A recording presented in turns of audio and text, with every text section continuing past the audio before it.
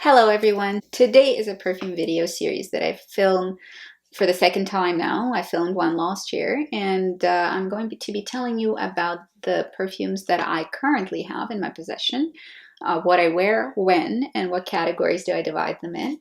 So today, part one, we are going to be talking about winter and cold weather fragrances. So fall, winter, sort of warming, cozier, and more, probably sometimes more potent scents that I have. And this is the selection I have here. This is what I have. It's fairly different from what I had last year. There's some new things here that I haven't spoken about before. So let's start in the back here with the Coco. From Chanel. This is the original Coco de Parfum. This is a scent that I wear a lot of during the winter and I've bought it for years. It is a spiced soap. If you do enjoy sort of 80s loud Chanel fragrances with huge sillage, then this guy is going to probably be very appropriate for you. And we're talking about here a very powerful and in-your-face scent that does have the classic Chanel soapiness that I do enjoy, but also has quite a bit of spice, cloves, and even something like maybe anise cinnamon sort of combination, a little bit more faint than the cloves. Just a beautiful vintage inspired fragrance. If you are a fan of that kind, I think you would like it. Next we have Tom Ford Tobacco Vanille. This is a poppy take on an exclusive line from Tom Ford, probably the most popular offering from their exclusive line. And it is what is promised, fruity tobacco, lots of vanilla, a little bit of almost suede quality to it, fairly unisex, a little bit sweet, beautiful highbrow scent with an almost Yves Saint Laurent fashion vibe, kind of a wink wink at the gender bending situation. I think very cleverly constructed, easy to pull off tobacco scent. If you like tobacco, especially sweet fruity tobacco with a vanillic undertone, you probably will enjoy this, as I do. I don't tend to wear it too frequently, but I do tend to reach out for it through the winter, kind of on a consistent basis. Then we have a beautiful, full-bodied, full-bosomed floral, if you are into florals, winter florals. And we have L'Absolu, Narciso Rodriguez from the For Her line. It's this aubergine colored bottle. And here we have a big, juicy, just big rose kind of floral with a lot of beautiful creaminess behind it and some musks. I think lovers of a beautiful, velvety, juicy, fruity rose will rejoice, because this is a really pretty, really opulent floral, very appropriate for winter months. It does create this creamy floral ambiance and very enjoyable, very high quality. If you don't like florals, probably not for you. Another kind of a musk floral that I think is appropriate, maybe more for the fall, but very wearable in the winter as well, is Narciso de Parfum from the Narciso line from Narciso Rodriguez. Here we have a very sophisticated, elevated, almost architectural scent that has a lot of milky creaminess to it, but very clean lines and a very clean scent in general. Full-bodied gardenia, but not in your face. Subdued, yet dignified and noticeable. Very sophisticated scent, in my opinion. Super wearable for this, leans very feminine, super wearable for this character who is good at it all, who's got the career and the family, and they're juggling it, and somehow they're making life look easy even when it's not. This is the kind of character I imagine where I am thinking about the Narciso in the white bottle. We have Guerlain Mon Guerlain flanker that I have been wearing a lot this winter. As you can see, I'm more than half done with this bottle. I got it last year, probably like this year, or like probably in 2022 is, I guess, what I'm trying to say. This will be gone. This is Mon Guerlain de Parfum Sensuelle. So is this sensual flanker, just rebalanced amounts of notes, really. Uh, a lot more of the caramel-like vanillic thickness to it, a little bit heavier, quite gourmand in its own way, very pretty. For those of you who might be really into mainstream perfumery and want something extremely wearable and likable, maybe without any highbrow intellectualism that can come up with some of the other fragrances that we're going to talk about, but very reachable, understandable, easy to digest, easy to stomach sort of scent, and I think probably a crowd pleaser.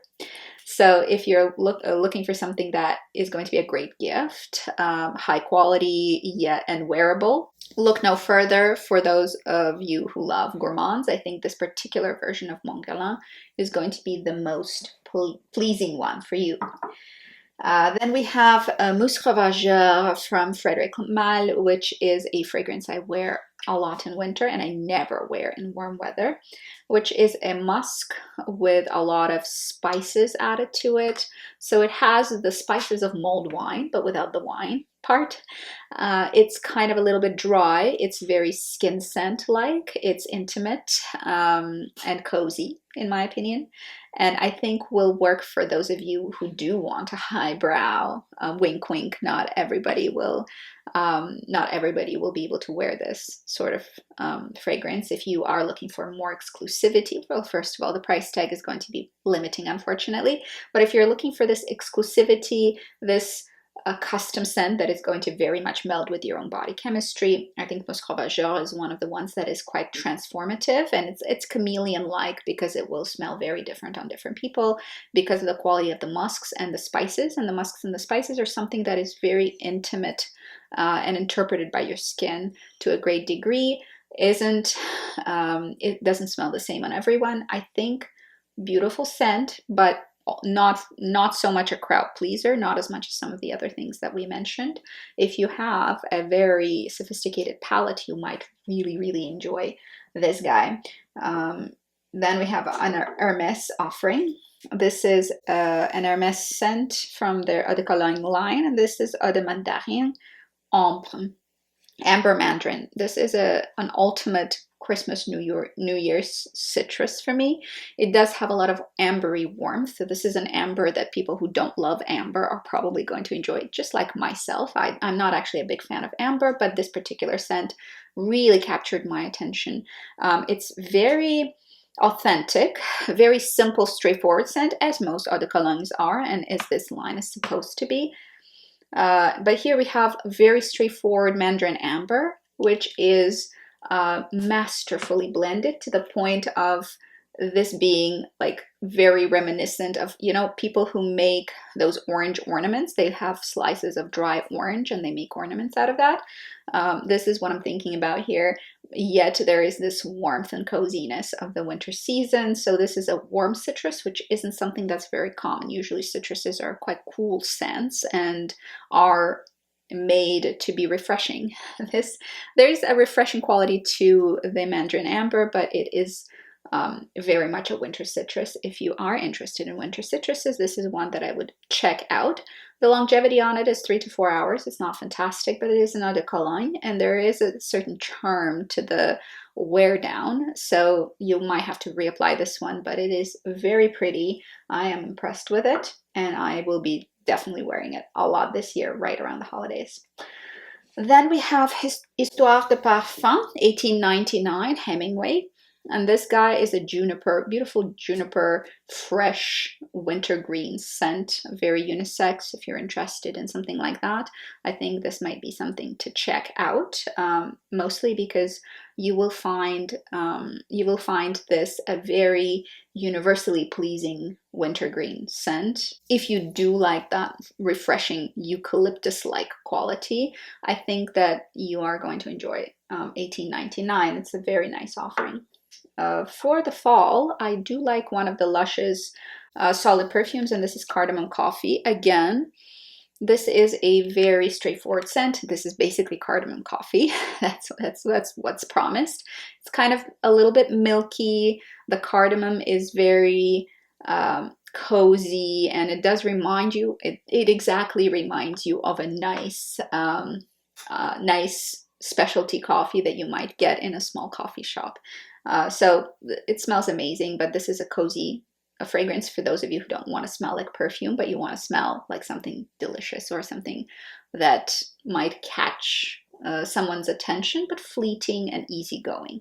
So cardamom coffee would be great for that. Another cold winter forest sort of scent is Eau de Merveilles from Hermès, and I don't know, is this Eau de Toilette? Eau de Parfum? It's the orange one, and the description, I'll tell you exactly which one it is. Here we have the same sort of sensation that I would say the 1899 creates. They're not similar in terms of note composition necessarily, or structure. They're similar because they're about the same thing, which is a cold fall to winter forest. This is a little fresher, a little bit less literal. Because 1899 is a lot of juniper. If you don't like juniper, you won't like it. This is quite wearable. I almost wanted to put it in the wearable fragrances, but I do realize that I mostly just wear it in winter, so I did put it in the cold weather fragrance category. Lastly, we have here Dior Hypnotic Poison, which is a very, very well-known, very popular fragrance. Basically, everybody knows it, everybody wears it, or everybody at least had smelled it in the past. This is straight up marzipan, Play-Doh, vanilla, cozy, homebody, very easy to curl up under a warm blanket in your cashmere socks and a big sweater sort of scent. For me, I think it really reminds me of the time of my life when my son was really little and he played with Play-Doh and put it everywhere. We had Play-Doh in places Play-Doh had no business being. And if you have had ever a small kid, you know that that's how it goes, and it's just nothing to be done about it. But this kind of reminds me of those times because the scent memory is very similarly tied to that Play-Doh scent. If you don't like almondy marzipan Play-Doh scents, then this is for sure is not for you. But for me, it's quite charming and does make me feel very, very cozy and at home. So Hypnotic Poison, I think, for a select few who enjoy Play-Doh marzipan sort of scents. So these are my winter fragrances, fall and winter. I think next we're going to do floral scents. I'm going to show you some of the fragrances that I have in that category that are beloved by me, some of them less beloved. So click through to the next video if you wanted to find more out about that category. That's it for today. See you guys later. Have a wonderful day. Good luck. Feel well. 2022 should be a good year, hopefully, for the world and for all of us individually. And stay healthy. Talk to you later. Bye-bye.